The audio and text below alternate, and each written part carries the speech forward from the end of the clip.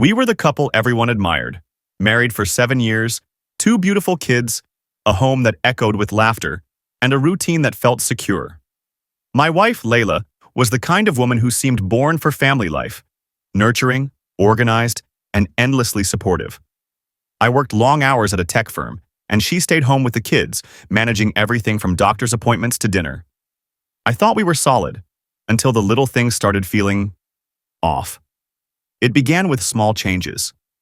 She was glued to her phone more often, became unusually defensive about privacy, and sometimes laughed at messages I never saw. One evening, I reached for her phone to check the time, and she snatched it so quickly it startled me. That's when the first seed of doubt was planted. I didn't want to be that guy, the paranoid husband, but something felt wrong, and I couldn't shake it. I tried to ignore the suspicions. Told myself maybe she just wanted space or privacy, but the pit in my stomach wouldn't go away. She'd stay out longer when she ran errands and had a new group of friends she never introduced me to. I started taking mental notes, when she left, when she returned, and what excuse she gave. One weekend, she said she was meeting a friend for brunch. 2 hours passed, then 4. I called. No answer. She finally came home with shopping bags and a vague smile. When I asked who she'd met, she mumbled something about a new mom friend and brushed me off. That night, I began documenting everything. I didn't want to jump to conclusions, but I needed proof. I installed a simple phone tracker, nothing invasive, just location history. Over the next few weeks, her grocery trips often led her across town to a residential address I didn't recognize. Curiosity turned to dread. I searched the address online. It belonged to a man named Andre, someone I'd never heard of. I confronted her casually. "You've been going to the east side a lot. Know anyone out there?" She laughed nervously and said no. That was the moment I knew. She was lying. But I still wasn't ready to explode. I needed more than just location data. I needed undeniable truth. I reached out to her best friend, Carla. We'd always gotten along, but I figured if anyone knew what was going on, it'd be her. I didn't accuse, I just asked if Layla had seemed different lately. Carla hesitated, looked uncomfortable, and said, "Maybe she's just trying to find herself again." That sentence haunted me. Find herself? Through someone else's apartment? That was code for something deeper, something Carla was covering up. I could tell she knew more than she let on. Now, I wasn't just suspicious, I was determined. I took a day off work, followed Layla when she left the house. My hands were sweaty on the steering wheel, my heart pounding like I was the one cheating. She drove to the same house, Andre's. She knocked. He answered. She hugged him like she hadn't seen him in years. I snapped pictures. Nothing scandalous, but intimate enough. The way she looked at him, the way he touched her arm. That wasn't friendship. That was history. Or maybe something new. Either way, it broke me.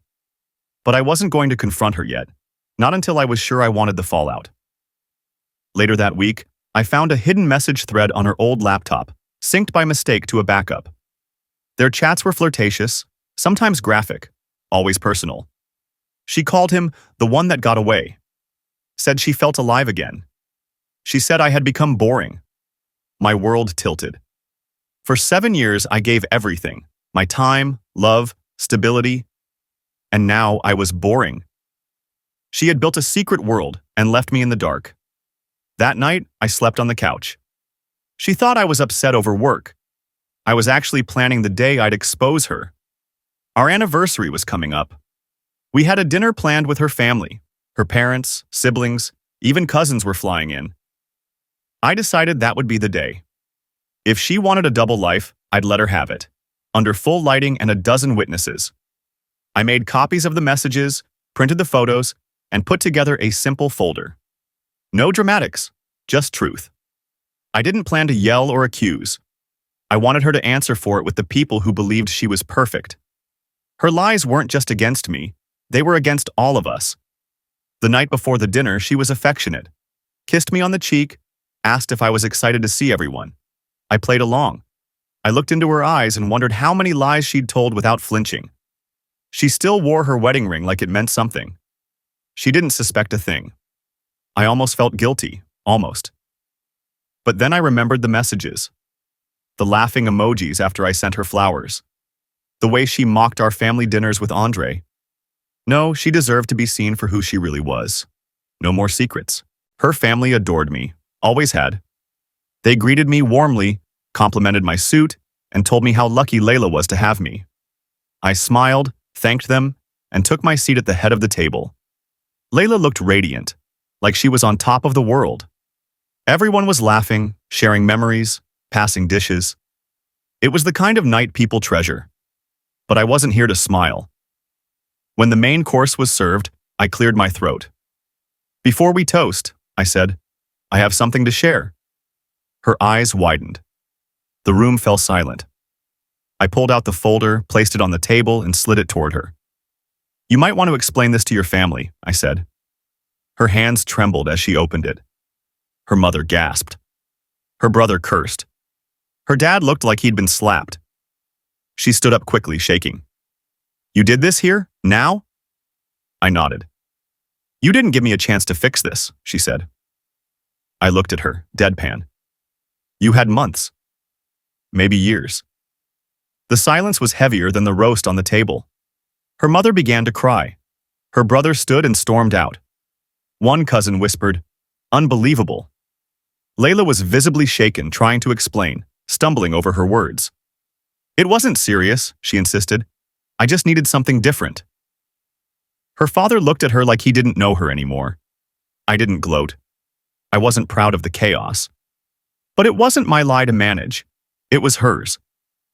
Her perfect image crumbled in one evening, not because I wanted revenge, but because I wanted truth. No more lies, no more pretending. We left the dinner separately. I took the kids, she went to her sister's. She texted that night, begging to talk. I didn't respond. I didn't block her, but I needed space. Her family was split.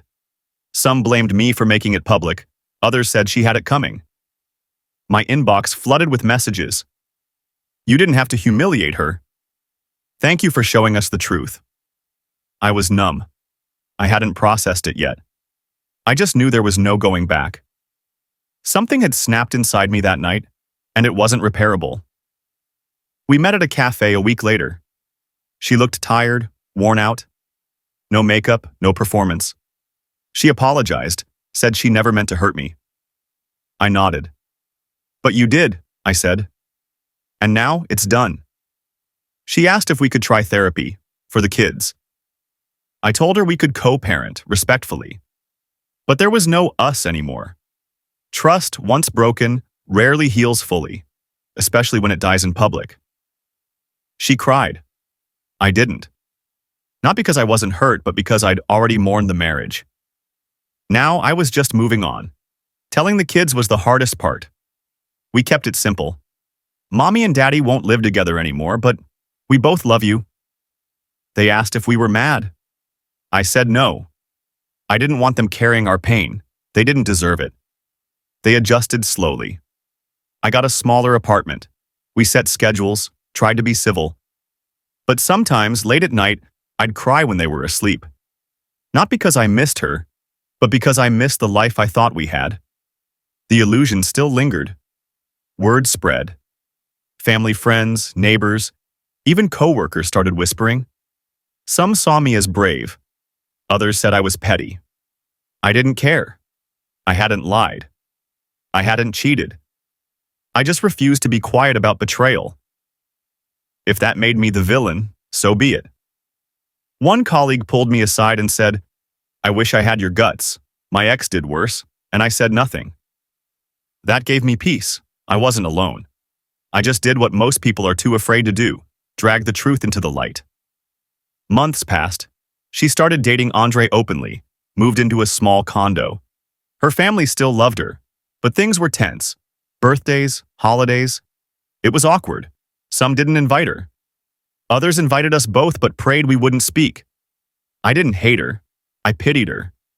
She gave up a family for a fling, traded stability for a secret that didn't even survive the spotlight. And in some twisted way, I think she finally realized what she lost.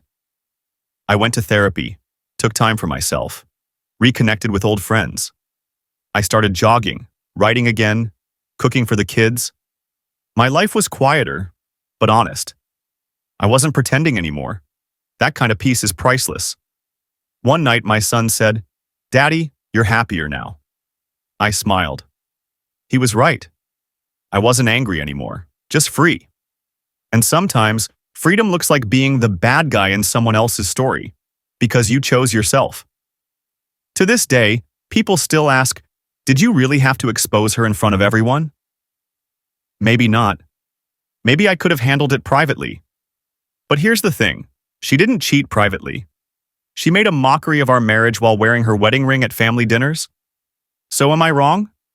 I don't know. Maybe I am. But I know one thing. I'm not sorry. Not for telling the truth. Not for standing up for myself. And definitely not for finally seeing her for who she really was.